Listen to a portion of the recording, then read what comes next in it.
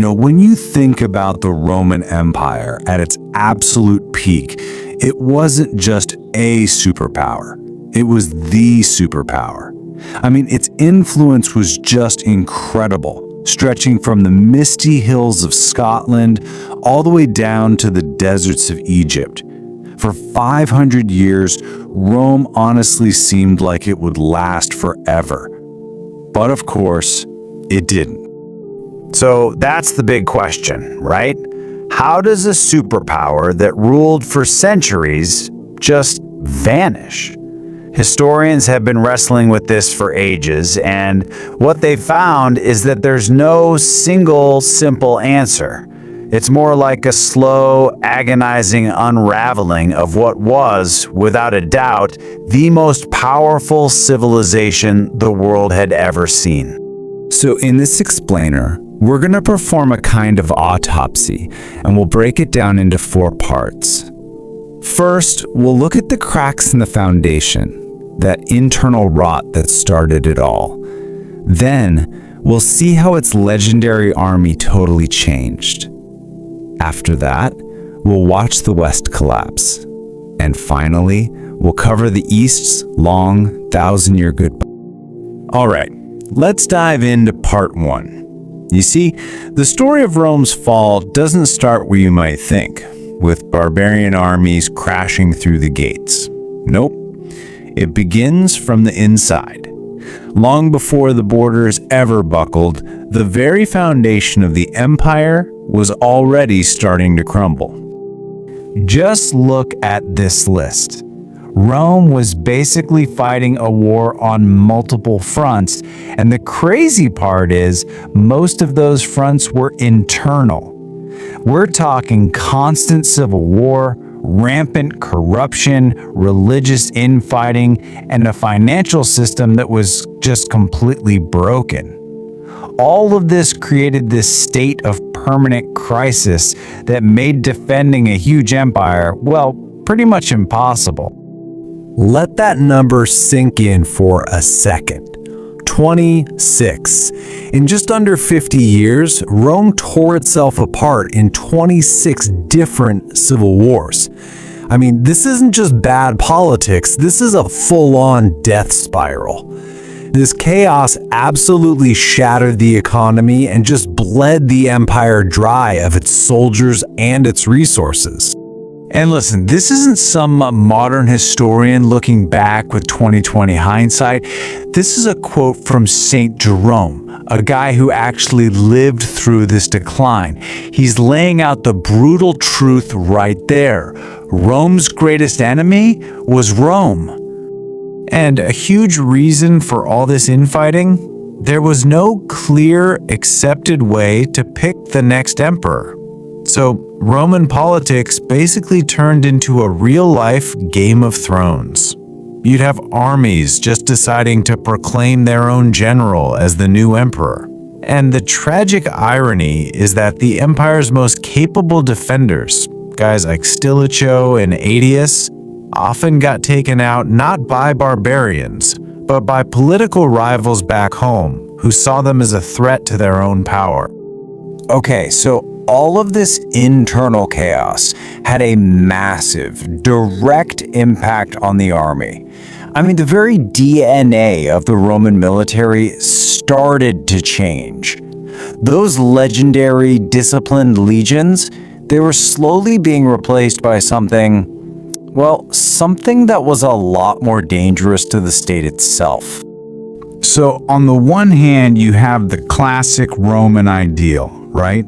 The citizen soldier, fiercely loyal to the state, with that legendary iron discipline. But then you look at the reality by the 5th century, and it's a completely different picture. The army was filled with so-called barbarian mercenaries. Their loyalty, it wasn't to Rome, it was to whoever was signing their paychecks. And that famous Roman discipline, yeah, that was pretty much gone. So you're probably asking, how on earth did this happen? Well, it was a pipeline, really. It started pretty simply. Roman citizens just lost their taste for the tough military life. But the army still offered some really good benefits: steady pay, food, security.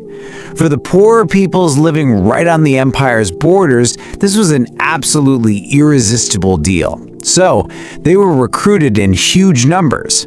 And with every new mercenary who signed up, that core connection between the army and the Roman state just got a little weaker. And there was another huge factor at play here. At the exact same time, the Christian church was becoming incredibly powerful. It offered the poor a totally different path in life, one that came with refuge and, this is the crucial part, exemption from military service. This just siphoned off even more potential Roman recruits, which forced the army to rely almost completely on those outside mercenaries. So, now we get to the consequences of all this. You've got a hollowed-out political system and an army you can't really trust. The Western Roman Empire had basically become a house of cards, just waiting for the first strong gust of wind to knock it all down. And boy, did that gust of wind come. It all happened so fast. In 405, the Rhine River freezes over, allowing a massive barbarian crossing into Gaul. Just 5 years after that, boom! Britain is abandoned. Then another province falls, and another. It was just this rapid-fire cascade of losses, until finally, in 476, the last Western Roman emperor is just deposed, kicked off his throne without much of a fight. A total, complete collapse. Think about that. In the span of a single human lifetime, it was just over. The institution that had defined the Western world for almost 500 years was gone. But, and this is a huge but, this wasn't the end of the Roman story, not by a long shot. Because while the West was completely falling apart, the Eastern Roman Empire, with its incredible capital at Constantinople, didn't just survive, it thrived. This was still Rome, make no mistake, and it was going to last for another 1,000 years. Now, today we often call it the Byzantine Empire, but it's really important to remember that's a name historians came up with much later. The people who actually lived there, they never ever would have called themselves Byzantines. To them, they were simply Romans. They were carrying on the legacy of Augustus, of Constantine, of the whole Roman tradition. The story of the East is this incredible roller coaster of reconquest and loss. For a while, under the Emperor Justinian, it looked like they might put the old empire back together. They took back Italy, North Africa, parts of Spain. But then, new powers emerged on the world stage. The empire lost its wealthiest provinces in the Middle East and North Africa to the rising Muslim caliphates. And later on, it faced these devastating invasions from Normans and Turks that just kept chipping away at its core. But you know, the most devastating blow, the fatal one really, came from a place no one expected, from so-called friends. In 1204, an army of Christian knights from the Fourth Crusade, who were supposed to be on their way to the Holy Land, decided to sack the richest Christian city in the world instead. This betrayal, this sack of Constantinople, shattered the empire from the inside out in a way no foreign enemy ever could.